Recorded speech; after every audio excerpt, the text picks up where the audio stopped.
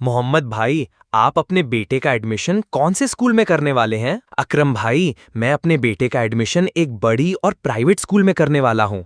मोहम्मद भाई, अगर हमें प्राइवेट स्कूल से भी अच्छी तालीम हमारे नगर पालिका की स्कूल में मिलती है तो क्या हम वहां पर अपने बच्चों का एडमिशन नहीं करेंगे?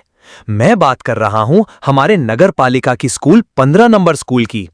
इस स्कूल में हर क्लासरूम डिजिटल है और इसी के साथ साथ इस स्कूल में लाइब्रेरी, लेबोरेटरी के साथ साथ अच्छी और क्वालिफाइड टीचर्स भी हैं।